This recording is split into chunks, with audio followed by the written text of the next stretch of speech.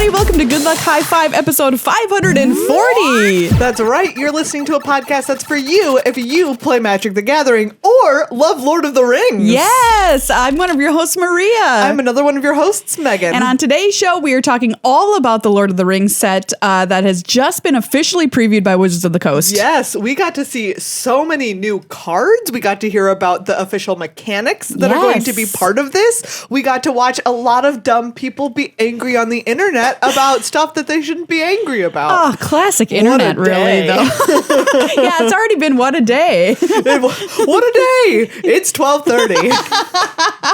Yeah, we just saw the release video mere moments ago, and we're so excited to share all of our thoughts with you about the cards, the mechanics, everything that we're excited to see in this set, because there is a lot, and there is a lot of love for this set because, you know, Lord of the Rings, much beloved. Oh, it's going to be so cool. But before we start talking about, there are people to thank. First and foremost amongst them are you, the listeners and patrons of this show. Thank you so much to everyone who is a patron, and especially to new patron, Itu. Thank you so much. You know, Itu, patron. You too. We're so excited anytime anybody joins our Patreon family, and you can do it by going to patreon.com/GLHF Magic and get an episode dedicated to you, just like Itu just did. This one's yours. This is your episode. And you can pick a specific part if you want, but also, since you're the only one, you get the whole thing. This is all your episode. This is all your Start to finish. Everything to do with Lord of the Rings is for you. And you also get access to our Discord, which is just a sweet place to hang out. It's a great place to be. Our Discord yesterday was the place where I realized that the banned and restricted announcement had dropped because someone put the info in there. See? So helpful. It's just a better internet. Do you want magic? I literally tell people these days, I'm like, Discord is just my new social media because it's only little groups of friends that I actually want to talk to about things. Exactly. I don't have to hear a lot of bad opinions. Self-curated. Do you know who didn't talk any crap about Aragorn? Anyone in our Discord. Thumbs up to our Discord, and you get an entry by becoming a patron at any dollar amount. You can buy a year up front to get a huge discount, or you can just pay every single month. We make a lot of content. Some months we make a lot of extra content. Like this month we've got a Desk After the Dark episode with me and Monty and Brian David Marshall talking about behind the scenes of coverage that you get for free. Next month we're going to have a new Breaking Oaths. Yes, a new Breaking Oaths episode. All of that bonus stuff is included in your membership, so it's just packaged in there for one low monthly fee. You make all of it happen. You do. Patreon.com/GLHF Magic. Thank you as well to Card Kingdom, cardkingdom.com/GLHF. Guess what? You can already pre-order Lord of the Rings over at Card Kingdom. Hold up. I feel like I just need to do it right now. I want to click on the link. Pre-order. I mean, gosh, they've got... Take a look.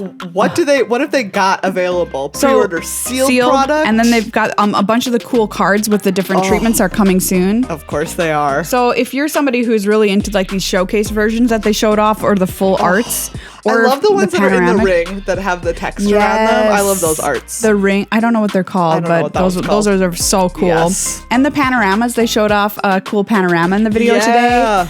Are you going to make a full panorama, everybody? Are you? Well, Card Kingdom will help you make your full panorama, FYI. You can just go to cardkingdom.com/GLHF. Use that link to buy whatever you need for your magical life. You can sell them cards, get an extra bonus if you're buying cards back, pre-order stuff. Yep. They've got battle decks, they've got sleeves, they've got everything you could possibly want for Magic. Amazing. Are you ready to go to Middle-earth? Wow. Am I ever? Yes, I know. It's such a beautiful, wonderful place. I mean, most of it. Hop on the boat from the place where we come from. Oh, okay, great. Wait, no, the elves came from a different place. We're always in Middle-earth, right? Yeah, we're just normies. We're normies who are always there. It's the elves who are visiting. I mean, the elves, you know what I'm saying? They're like weird. Exactly. They come from the boat spot. They go on the boat back to the spot. Exactly. They go on the boat back to the spot when they're tired of being alive. When they're like, you know what? Earth kind of sucks. Peace out. We're going to elf heaven. How do I take the boat to Elf Island? I mean, you could carry the ring. That's one way. I know, but I don't want to. Well, what if you open the one of one ring, Megan? Wow. Then I will I'll be happy to live on Earth because I will have the money to do so. Because I will have $1 million and I will have my very own elf boat to paradise. Exactly. Yeah, so Wizards of the Coast showed off their big, they kicked off their big Lord of the Rings announcement today with a video that they showed on Twitch and on YouTube. You can go watch it if you didn't get a chance, but we're going to tell you all about it, so you don't really need to. They talked a lot about, like, I think one of the overarching things of the video was this is, like, Lord of the Rings is the classic fantasy. Yes, it is. And Magic the Gathering is the classic fantasy card game. Correct. So you're merging two classic fantasies. It's a perfect marriage. Perfect marriage. I was thinking that too when I saw a bunch of the cards were previewed, which we're going to talk about, but the art on them was classic high fantasy art. And I was like, oh, this is wonderful. We're just getting a taste of Magic when it's honestly, when it's in its purest form. Yeah. You know? It's pretty sick. And a lot of the art, everybody. So good. Chef's kiss. Real nice. In this set. So here's a brief overview about the Lord of the Rings set, Tales from Middle-earth, an iconic battle of good versus evil. So they're kind of setting it up like you can play like the good forces, or you can play the evil forces. The evil forces. Which will you choose? There's 281 cards. There is also going to be art cards in the set boosters. 81 of those people were interested in that. It's modern legal, so this is not a standard set, but it is fully draftable, which I think will be very fun, including being draftable on Arena. Yeah. This is the first Universes Beyond full set that Wizards of the Coast is releasing. There's no Planeswalkers in this set. Yeah. I mean, there's no Planeswalkers in Lord of the Rings. I know. We were like kind of thinking that like, oh, Gandalf would be a Planeswalker. Oh, yeah. Gandalf could be. An elf could be, you know, they come on boat. They come on boat. They planeswalk by boat. They're hundreds of years old. What? I also get it. Yeah. But it's also fine. Like, yeah, that's not part of their lore. Yeah, it makes sense. That's Magic specific lore. Makes sense. The pre-release is going to be happening June 16th through the 22nd, and it's going to come on Arena on the 20th. And there's going to be a pre-release with Loading Ready Run. Oh, pretty sick. I'm so excited to watch this. I know. There are our Canadian brothers from another mother. Loading Ready Run is happening on Saturday, June 10th at 10 a.m. Pacific. They've got Power Dragon, who I just cast a tournament with this past weekend. He's great. Cosplayer Zebex and content creator Chase Carroll will be their special guests. So make sure to check them out on the 10th. That's going to be so cool. Also, that's like just around the corner. I know. What day is today? The 30th? Yeah, today's the 30th. Wow. So that's 11 days from now. Is tomorrow June? That's no or time. is there 31 days in this month? There's 31 days in May. Oh, thank God. I know, right? You get 1 day of reprieve, Maria. And then June is here. And then June is here. Yeah. So in the video, they showed a ton of stuff. One of the things that they showed off, which was particularly just like gobsmacking, was they actually showed us the One of One ring. Yes. You got to see it. It was held in what looked like a completely sterile environment. It's like a white room. A clean room. And a person wearing like a cotton glove is holding it and showing it off, which is pretty cool, actually. Did you hear this news? I don't know if it's not real, but that the best way to handle old stuff is with your bare hands after they've been washed, not with wearing gloves. What? I just was shocked by that. Why? I don't know. Maybe they think if you have a glove on, you're more likely to like tear something. Oh, or maybe I don't it know. has fibers. I'm gonna that Google your hands it. Don't have. Best way to handle old things. Man, no next gloves, they're gonna bare hands. This is not gonna happen. I was gonna be like, next they're gonna tell doctors that the best way to do surgery is with your bare washed hands. Can you imagine? I mean, the horror of like a doctor just like sticking their hand in there? Dude, like, do you know the doctor who was like, you should probably like wash your hands? And everyone was like, what's wrong with you? Sure, buddy. And that person went insane and had to be put into an asylum. All right, Monica. But Monica was right. Yeah, Monica was super right. Poor Monica. The first time that someone was like, hey, what if we wore gloves during surgery? They're like, get out of here. Straight into an asylum for you, Louise. Why am I using the world's oldest names? Louise and Monica? Oldest? Monica seems very 1990s. That's what I'm saying, Maria. The 1990s. Okay. Are old now? Old now. Oh, God. I know. I'm sorry. Anyways, we want to update you. Before we continue to talk about Lord of the Rings, we need to tell you about whether or not you should be handling your old stuff with gloves or with your hands. I was right about the reason. Okay. When even the most careful and conscientious people handle rare books, photos and documents, and fabrics with gloves on their fingers, they're not as dexterous. This deadening of the sensation in the hands can lead to clumsy fumbles, and torn pages. While oil from your hands on a page may or may not lead to damage, a tattered item is of greater concern, and gloves can catch on the corner of pages, along delicate fabrics, etc. So you're telling me if I'm going to handle the Declaration of Independence, the best way for me to do that is with my bare hands? According to some curators, that is true. Wow, spicy. All right, so we're gonna get on in there. Let's call our buddy Nick Cage. All right. Boop, boop, boop, boop, boop. Nicholas. Wow, formal. Well, we've had some fights. I mean, it looked very cool and shiny and beautiful, and it was really cool. I was like, Megan, what if nobody ever opens this? Like, my first prediction was we'll never know who opened this card. But for that to happen, like, I think that it will get opened. And then my second thought was, no way would Wizards let that happen. Yeah.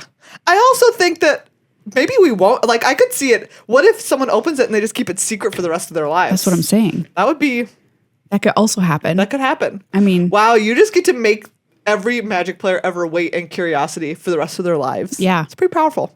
I mean, you do have the One Ring. But also, instead, you could change it in for several $100,000s of dollars, which seems worthwhile. Seems like a good investment. Seems like an all right time. We also got to see our very own version of the One Ring, Elijah Wood, in the in the preview video. Oh, yeah, Elijah Wood, the One Ring of people. Yeah. Can we talk for a second about perfect casting? Yeah. I feel like Elijah Wood as Frodo was perfect casting. That was pretty stinking good. You know? Can you think of anyone else? Like, I do like when, what's his name who played Bilbo in The Hobbit?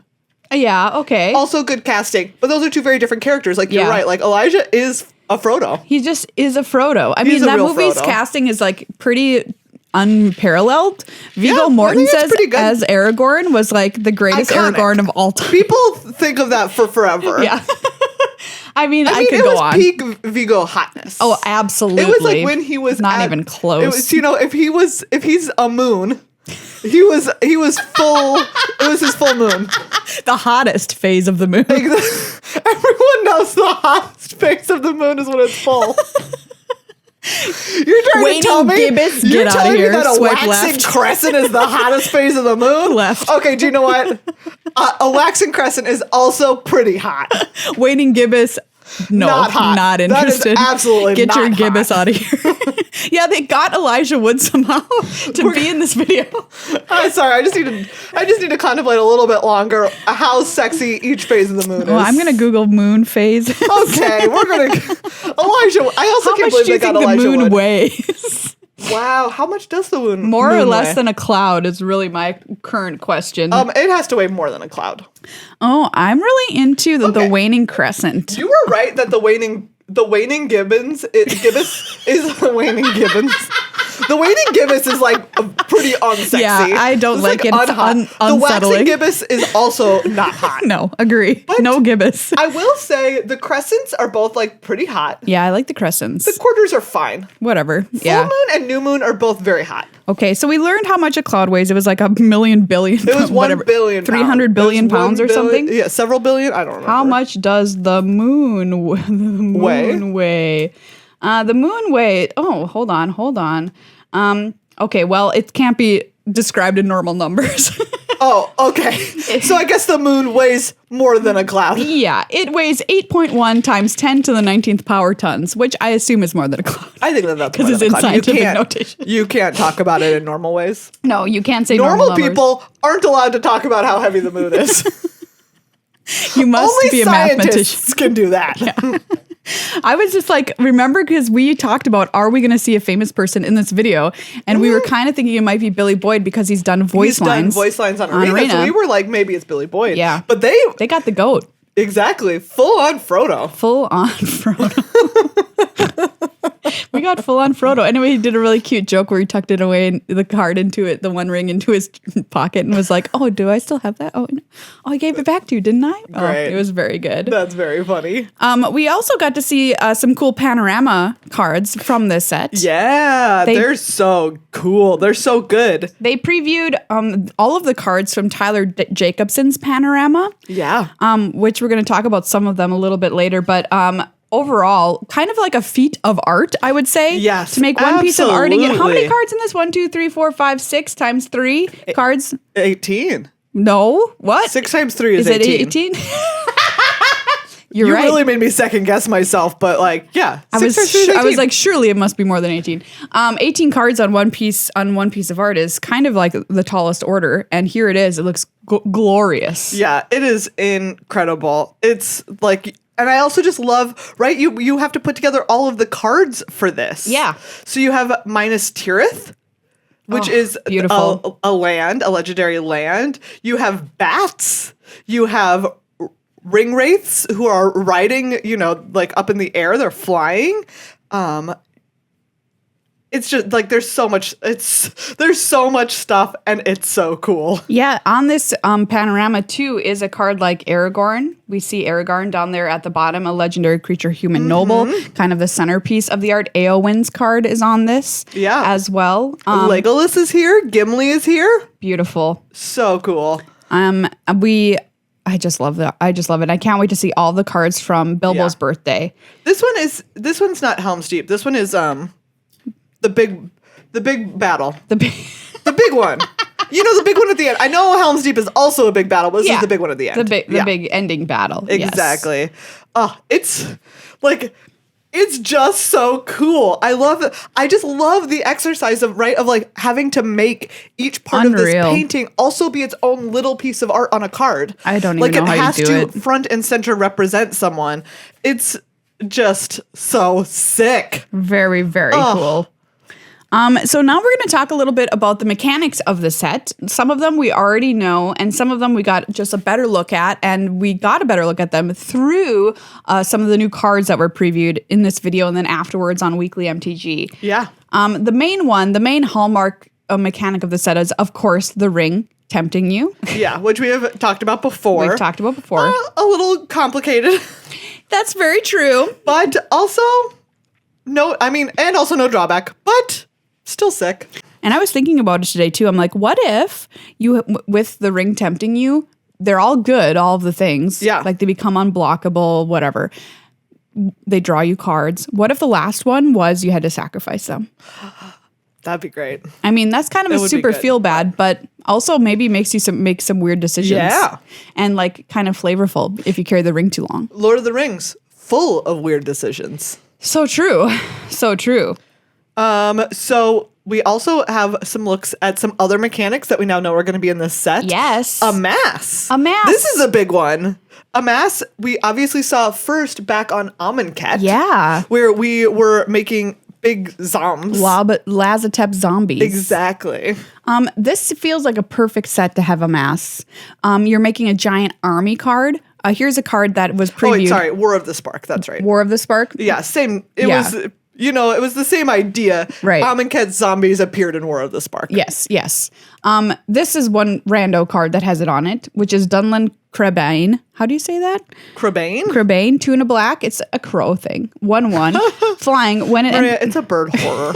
So, thank you. I think creature type crow thing would be appropriate. Actually, that'd be a pretty good creature type. I don't know, what is it? It's a spooky crow thing. That's a crow thing. It's like got blood in its beak, okay?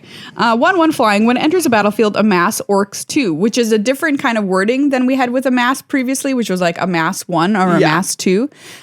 There's reminder text. Put 2 +1/+1 counters on an army you control. It's also an orc, so that's like the little change. Yeah. If you don't control an army, create a 0/0 black orc army creature token first. So you make a 2/2 as well as your 1/1 flyer, or you make your army bigger. Yeah. So I like that they did this. It means also that they've made Amass more flexible going forward, which I think is super interesting, because Amass before only made those zombies, and Amass by itself just meant make that zombie. Right. But now it's like saying, oh, hey, we can put a creature type of any kind after this. Yeah, absolutely. In this case, orcs. Great. Yeah. You are amassing an orc army. And I mean, it makes sense to have an army token regardless in this set that's full of awesome battles. Yeah. We also saw Amass on some more flashy cards, including Sauron the Dark Lord. Ooh, this is one of the versions of Sauron. We've seen a couple. Yeah. This one is pretty sick. This is 3 blue, black, red for a 7/6 avatar horror. Mythic. Yeah. Ward. Sacrifice a legendary artifact or legendary creature. So you cannot target this unless you have a legendary artifact or creature to sacrifice. Oh boy. That seems like a tall order. That does seem, I mean, there are a lot of legendary creatures in this set. That's true. There are some legendary artifacts, but it is still, that's a steep little cost. I'm telling you, if Forge was in this set, we'd have a lot more legendary artifacts. Come on, that was a good mechanic that I came up with. And I know. Now we come to the true point of the show. Sad that Forge doesn't exist. It's just going to be me forever being like, hey, no. What it's about okay. Forge? It's okay. Whenever an opponent casts a spell, amass orcs 1. Okay. Wow. Oh, Guess I don't want to cast spells ever again. Whenever an army you control deals combat damage to a player, the ring tempts you. Whenever the ring tempts you, you may discard your hand. If you do, draw 4 cards. All right. Excuse me, this card? Busty. Excuse me? This card's nuts. Yeah. Wow. Do you know what? I also love, so this one has one of like the one ring treatments on it. Yeah. Which is the circular card frame kind of around the art. Yeah. And the art in this is just like really cool because I feel like that's what he's it's an avatar horror.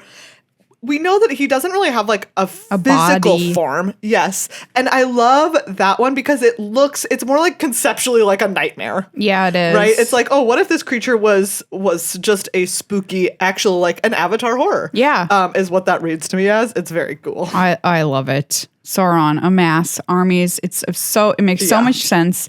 And the legendary stuff is a thing in this set too, which we'll get to in a minute. Some other kind of stuff that's familiar to us is ward, which we just talked about ward there, which is a weird ward cost. And there's a few cards in the set have bizarre ward costs. Saruman of Many Colors is the next card that has one, which is 3 white, blue, black for a 5/4 avatar wizard, mythic, ward, discard an enchantment, instant, or sorcery card. Wow. Yeah. So you better have one of those. Again, very, very interesting. Whenever you cast your second spell each turn, each opponent mills 2 cards. When one or more cards are milled this way, exile target enchantment, instant, or sorcery card with equal or lesser mana value than that spell from an opponent's graveyard. Copy the exiled card and cast it without paying its mana cost. Whoa. Jeez. All right. So like, okay. It's very cool. Also, here's Saruman thinking he's real hot stuff. I mean, That's a quote from the book. While we're talking about what Tolkien would have wanted, let's remember quoting him directly. Quote, Saruman, I'm real hot stuff. Gandalf, I'm real hot stuff now. Do you know the actor who played Saruman was actually hot stuff? Like, he was... Continue. And what I mean by that is, I'm sure a lot of you out there know this, but he like worked for MI6 during the war, and he was like some kind of weird special agent who definitely killed a guy. What? Yeah. Wow. I mean, like, that's not confirmed, but like there is a clip from behind the scenes of Lord of the Rings where he was talking about being stabbed or something, and he goes, "Oh, that's not the sound you would make. I know what it sounds like when a man is stabbed," or something like that. I'm sure I'm butchering this story, but it's something like that. And I was just like, Say what? Yeah. Wow. So, all right. Truly hardcore. I mean, and then became an actor because that's what you did back then. I mean, let's remember that Julia Child's early recipes were shark repellent. Really? Yeah, she made shark. She was also, so Julia Child was, I forget what, she was. She was a sharker? She was in the Foreign Service. Oh, sure. Okay. And she, like, one of the, she worked on a top secret project that was about making shark repellent for, like, boats and submarines. Did it work? I think so. Like, you just I don't spray know. it. I'm imagining you spray it on yourself, like, off. No, you put it in the water to get those sharks away from your boat, you weirdo. You just spray the entire boat. And you're like, there you go, just like sunscreen. Now they can't smell you. Okay, so there's weird word costs on stuff. Yeah. Food tokens are back, of course. Of course they are. Second Can't have breakfast hobbits without food tokens. has not occurred yet. So much like It's okay. It must. I feel like it must. It must. It must. So we're still waiting, everybody. But until then, we've only seen some of the cards. yeah. Until then, we've got cards that create food, like Samwise. Yeah, Samwise Gamgee. Gamgee?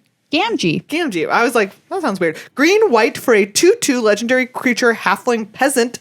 This is him with all his kids. So later cute. on. So cute. Whenever another non-token creature enters the battlefield under your control, create a food token. Sacrifice 3 foods. return target historic card from your graveyard to your hand. Oh, that's artifacts, legendaries, and sagas. BT Yeah. dubs. Pretty sweet. So Samwise makes food, makes sense. And then there's cards that use food, which this is a sweet combat trick for limited. Pippin's Bravery. It's a single green mana for an instant at common. You may sacrifice a food. If you do, target creature gets +4/+4 until end of turn. Otherwise, it gets +2/+2 until end of turn. So it's just normal +2/+2. But then if you're sacking a food, they get huge. Yeah. And the extended art, alternate art version of this is really, really very cool. Yeah. Merry and Pippin fighting a giant orc monster. He's spooky. Very spooky. Yeah. I mean, he's also fighting an orc, but the orc just looks kind of I feel kind of bad for the orc in the regular. In the regular art? Yeah. Yeah, it's Look kind at of his cute. face. It's kind of cute. He kind of has a cute face. Oh man, cutest card, That might be hard in this Maria, set. yeah. You're Okay. gonna have to work at Make it. some decisions. We talked about legendary mattering too, and we've Yeah. got some cool examples of that. We have, for instance, Nasty End. Sorry, this name for a card. It's pretty funny. I can't handle it.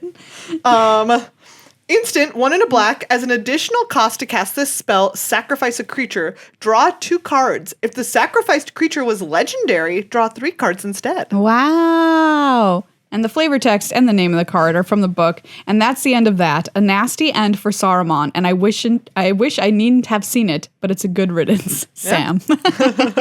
Very cute. We haven't really seen something much like this since Dominaria. Yeah. When we returned to Dominaria, which Right. had a ton of legendary creatures. That's a good That was point. a super fun set to play. I liked it. So I'm really excited to see this coming back. Gandalf the White also has some legendary matter stuff on this card. That's 3 white. Let's remember the quote. No, Saruman, it is I who am now real hot stuff.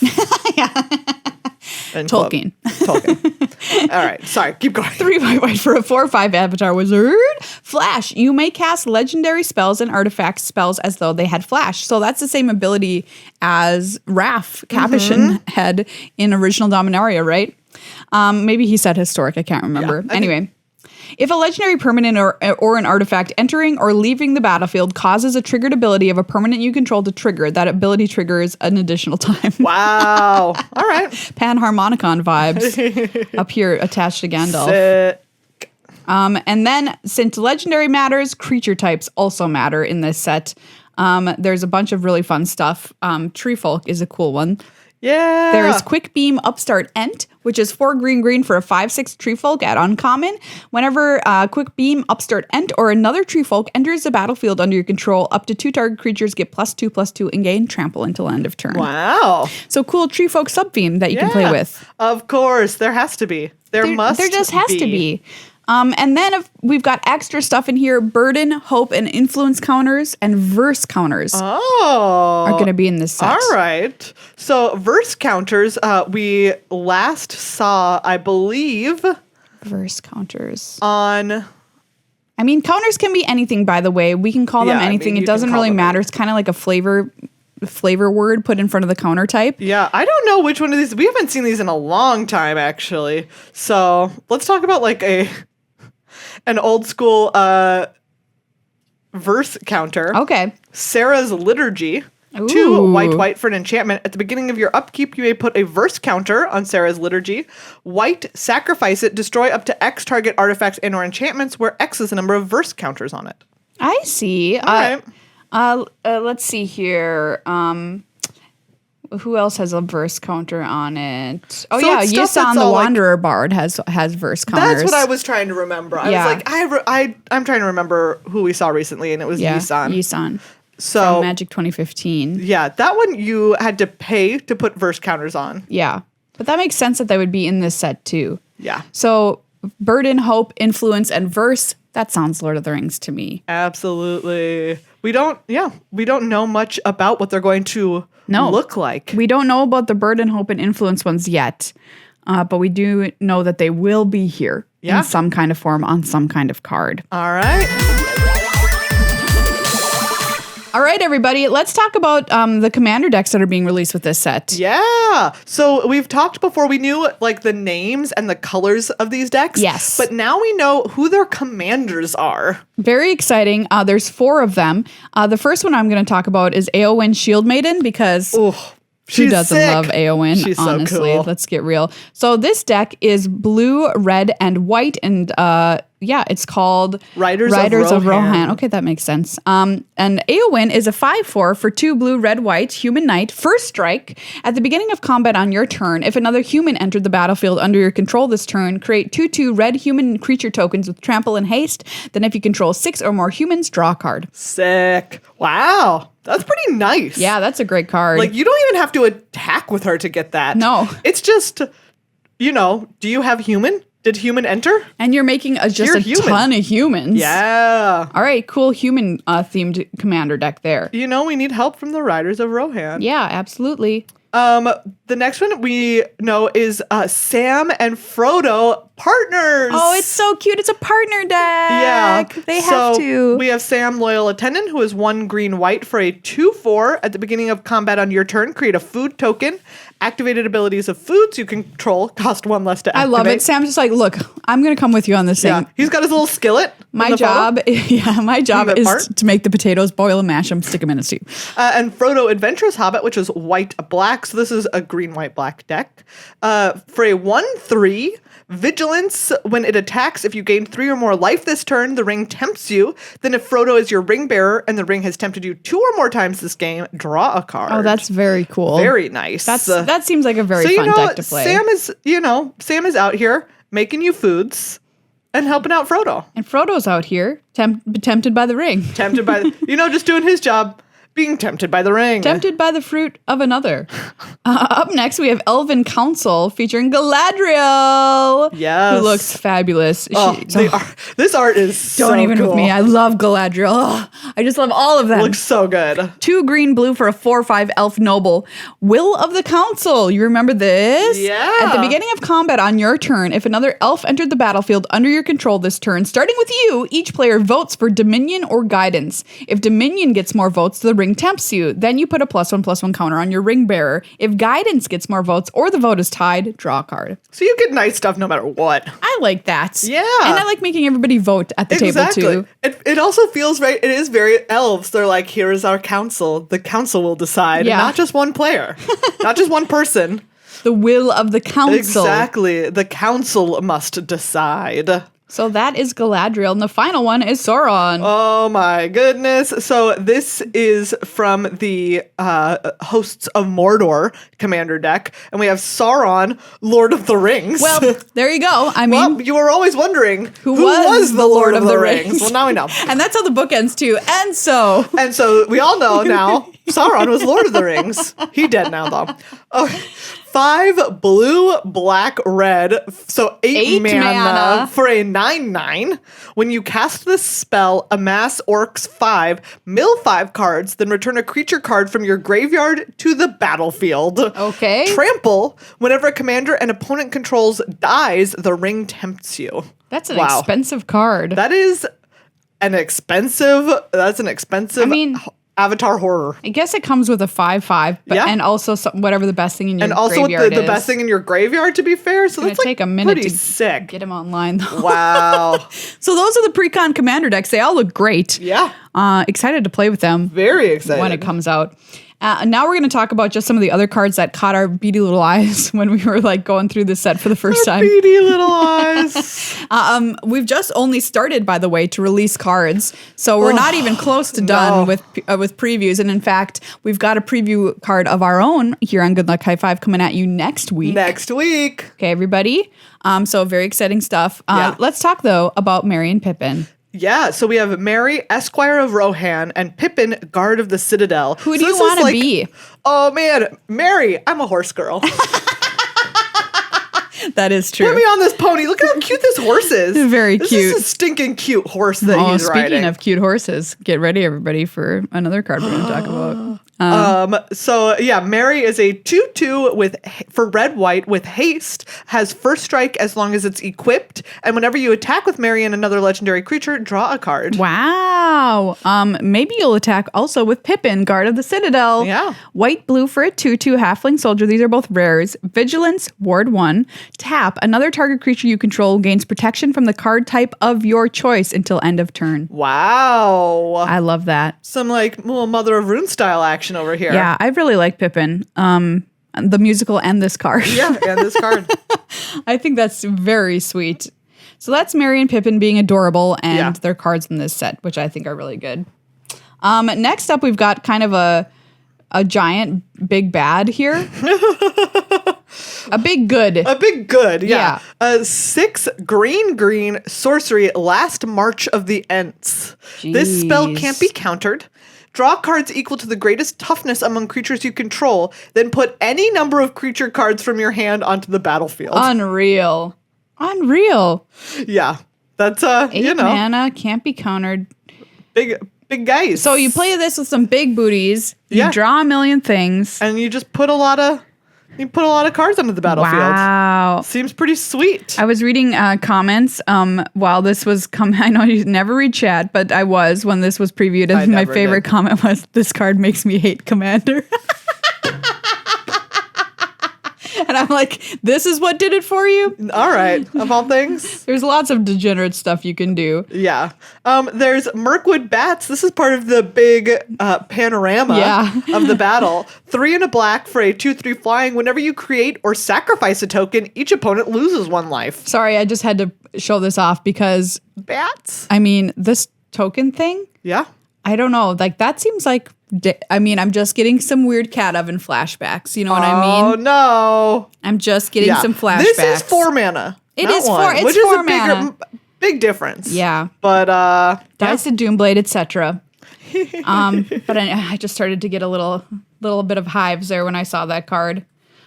There's this card that I want to talk about, which I think... It does not die to Doomblade. Oh, you're right. What am I talking about? It's just something you say is like, oh, it dies to Doomblade. But like this card does not die to Doomblade. It dies to go for the throat. Yeah. Oh my God. This next card is one I'm calling out. It's so cute. Because it's so funny. It's so cute. They talked about it. They were like, we want to explore the humor and the joy of this set, and we're going to do that through a few cards, which gives me hope for second breakfast. It must be. This is the long list of the ends. A single green saga. It has 6 chapters to it. Great. Every single chapter is the same. I love it. Note a creature type that hasn't been noted for a long list of the Ents. When you cast your next creature spell of that type this turn, that creature enters the battlefield with an additional +1/+1 counter on it. Okay, we're going to practice right now. Okay. All right, name a creature. Tree folk. Okay. Human. Halfling. Okay, that's 3. Warrior. Citizen. Ooh, very good. Rat. Great, we got there. Okay. That was 6. Was that 6 or was We that didn't 5? even name like elves and Elves dwarves. and dwarves. Okay, there you go, everybody. There's your little cheaty list you can use for a long list of ants. I love it. It's just beautiful. It's just beautifully funny, and I'm very excited to see what other cards they have some humor infused with. Maria, Yes. I'm looking at a card that if it is not the cutest card in the set, I'll murder you. Wow, there's been so many threats of murder on this podcast coming out of your mouth the past few episodes. What can I say? One of those was recorded for the future, but yeah. you'll hear it, everybody. You'll hear it. I swear. I don't think you'll be the only one, honestly, because Look at this. this is Bill the Pony. Look at him. He's so small. Look at him. He's carrying some apples He's on carrying his back. so many things. Or He's so onions. good. He's very good. He's so good. 3 and a white for a 1/4 legendary creature horse, Bill the Pony. When Bill the Pony enters the battlefield, create 2 food tokens. Sacrifice a food. Until end of turn, target creature you control assigns combat damage equal to its toughness rather than its power. Oh, Bill. So cute. Bill likes the big butts. Ugh, and he cannot lie. Of course he can't. Look at him. He's just a cute He's horse. never done anything wrong He's in never his done life. anything wrong in his life. Like, show me a creature that has never done anything wrong in its life. Bill the Pony. Bill the Pony. This card's adorable. This card, I can't get over how cute this pony is. Well, you said you were a horse girl earlier. Yeah. But are you a pony girl? Of course. Are you more pony or more horse? I am more horse. Yeah. If I'm personally talking about if I'm more of a pony or a horse, personally I'm probably more of a pony. But I like horses more. Yeah. Right. Except with the exception of Bill the pony. When was the last time you were on a horse? Wow, great question. I know you told the story in the show about breaking your arm falling off a horse. Break my arm falling off a horse. I got thrown. Let's see. I think it's probably been 5 or 6 years at this point. It's time. It's a very long time. It's time. Yeah. The horses are calling. Maria, let me tell you, they always are. The number of times that I Google stables to ride at in the Twin Cities is like not small. Well, you just got to go and do it. I know. They're all out in the suburbs. Yeah. There's no city horse. There's no city horse stables in Minneapolis. No. City horse, country horse. Did we talk about Bill the pony? No, I was talking to someone the other day, and I don't think it was on the show about how if you're like, oh, why did you stop riding horses? Yeah. We talked about how I got thrown and I broke my shoulder. Yeah. That was not what stopped me. No. If anything is responsible for ending my horseback riding, it's 9/11. You could have said 1,000 things that I would have expected you to say before that. That would be list number a million. What? Explain yourself. Okay. Because like we did not have a ton of money and you're like, okay, horseback riding usually does, except so my dad was in the army for a long time. Yeah. And was still at the time. And a lot of army bases have stables just because they have horses for parades and stuff. Oh, sure. And so you can go and ride like at the army stables, and it was much cheaper to take lessons and stuff there. Yeah. And so that's where I rode all the time at Fort Sam Houston. And then my dad was stationed at a different base, but I could still go with my mom. And then 9/11 happened, and you couldn't go on base anymore without a military ID. Wow. And so I couldn't get on base to ride anymore. Holy cow. So there you go. It was a Isn't direct that line. wild? It was a direct line. Yes. I had never thought about that, except I swear, like, for a couple of weeks ago, I was talking to someone about it, and I was like, oh my God, wait a second. I was like, why did I stop riding? And I was like, it's because I couldn't get on base. Wow. So anyways. I rode a horse one time, I think. It was just like on a trail in high school. Yeah. And it like did a thing with its back that like shot me up into the air and then I came straight back down. Let me tell you, it was not pleasant. Well, there you go. But I would ride Bill the pony any day. Yeah, right? Bill looks sturdy. He looks very sturdy. Very cute.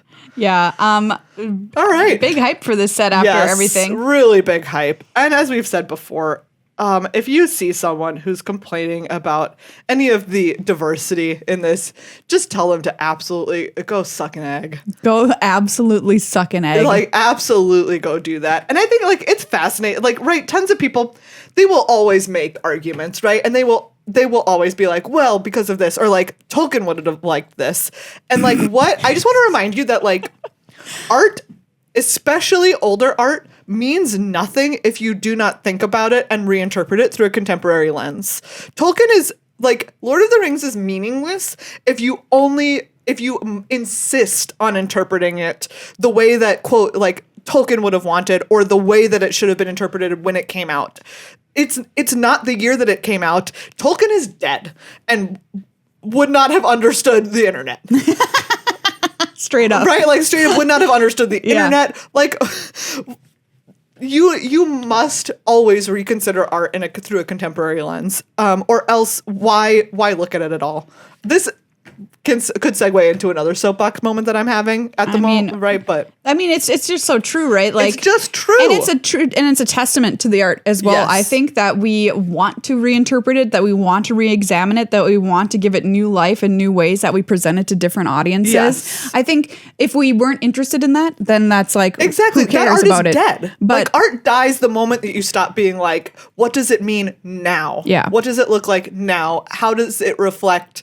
Like, how does it And does it not reflect society now? And we've been seeing this, through the history of Shakespeare being performed. Yes. Which I think is a fantastic example of people reinterpreting, rethinking about that art, doing it different ways. Absolutely. Giving it new, fresh life, a million different ways, and how much richer for all of us and for that piece of art that we have all of these interpretations in this garden of art that we've created. Like Shakespeare, and they were like, no, it can only be performed by white men in every role. Okay. The end. Dude, I've seen Shakespeare at the Globe a couple of times. Yeah. Okay. And seeing it at the Globe is a unique experience because it's basically like community theater. It's not like professional level. Yeah. And they do it pretty as close to as possible as the original interpretation. So there's not really any cuts to the script, which if you see a normal Shakespeare play these days, they cut it to ribbons generally because it's very long. It's very long. And a lot of it is too esoteric for modern audiences to understand. And they use very minimal sets and costuming because they really wouldn't have had that kind of stuff back then. They do let women play the female parts, which is another weird interpretation. There you go. Even the stinking Globe. Yeah, but my point is, seeing it like that, I mean, it's cool in a way, but also you are so thankful. Yes, it makes you be like, oh, thank God. Thank God if I want to watch a Shakespeare play, I don't have to do this. Like, wow, Henry V needed some cuts, let me tell you. So a couple of months ago, we watched Kenneth Branagh's Hamlet. Oh, yeah. Which is 4+ hours long. Yes. I think it's like 4:10 or something like that. And watching it, you're like, there is no reason for you to watch, perform, or engage with the entirety of Hamlet. Because cutting the script itself is an act of interpretation. Yes, of course it is. Which we were also talking about. Of The course. Guthrie recently did Hamlet, and I hated the cut of the script that they used. Yeah, it really makes a difference. An artistic choice that someone made, and it's an artistic choice that I hated. But do you know what? You have to make an artistic choice. Yeah, and I just think that, like, why give us fewer things when we could have more things? Exactly. That's all I have to say about that. There you go. We've talked about this a lot. My other soapbox is just the more that I think about people talking about AI art, I'm just like, can you give me one compelling reason why I should read something that AI made or look at a piece of art that it created? Do you want over a real artist? Do you want me to read you something right now? Okay. I mean, like, but outside of the joke stuff, right? Okay, like, yeah. I'm not talking about bits. I'm talking about a company being like, oh, sure. Oh, we're going to use AI to generate a story. Why? Why should I engage with that instead of you hiring an artist? My answer is I'm not going to. I think that you are a freaking coward and a capitalist of the 10th degree. Of the nth degree. Yes. Anyway, sorry. I'm going to talk. I will probably go off about that more in the future. I feel like robots should have been made to do the stuff we don't want to do, not the stuff we do want to do. Thank you. And remember that you always have a choice. And I think that it is a very compelling choice to be like, why should I engage with AI art that you're trying to make me consume because it costs you no money? I will not. Okay. Remember, you don't freaking have to do it. I'm going to read you something which is PG-13. Okay, so children, prepare yourselves accordingly. Prepare yourselves. Maybe it's even R. I don't know. But this was a joke. I had ChatGPT write the opening paragraph for an erotic thriller starring the character Watto from Star Wars. Don't ask me why this happened. If we're asking the important questions, I think why is one of them, but all right, move on. In the smoldering underworld of Coruscant, a tale of seduction and intrigue unfolds as the enigmatic Toydarian Watto finds himself entangled in a web of forbidden desires and dangerous secrets. His wings flutter with anticipation, his eyes glinting with a mix of mischief and allure as he navigates the shadowy alleys and dimly lit cantinas. With a voice as smooth as Durasteel and a charm that lingers like a lingering scent of spice, which is just like a great sentence. Watto whispers to his unsuspecting prey, "Hey, you're so ready for a little game? This here galaxy has secrets even the Force cannot resist." The stage is set for an erotic thriller like no other, where the boundaries of pleasure and danger blur, leaving the audience gasping for more and Watto at the heart of it all. We don't need that to be real. Yeah, all I can tell you is the point. And also, if you want it to be real, head over to Wattpad, where again you can read real people doing that. That won't write sentences like lingers like a lingering scent. I'm wheezing. Oh my god. Sorry I subjected you all to that. I don't think we've talked about Lord of the Rings Magic the Gathering for the last 15 minutes, but whatever. All right, everybody, that's this episode of Good Luck High Five. Yeah. Thanks for going What on a journey. epic journey with us to Mount Doom and also to the Mount Doom of the internet and back. Twitter, the Mount Doom of The the Mount internet. Doom of the internet. Like we said, pre-release coming up sooner than you can count. Wow. On June Yeah. 16th, on Arena on So the 20th, exciting. and the pre-release on the 10th. Yeah. It's almost here. Absolutely wild. It's just really, really a time, you know? What a time. What a time to be I'm so alive. excited. Thank you Yeah. once again to our new patron Etu and to all of our patrons. Yes. You can become a patron and join the fabulous family over at patreon.com/GLHF Magic. You can pre-order the Lord of the Rings set or whatever you want, really, over Yeah. on cardkingdom.com/GLHF, one of our amazing sponsors. And you can get ready to hear about our preview card next Ooh, week. Next week. Very exciting. So exciting. Should I give you a clue? Yeah. It's a preview card.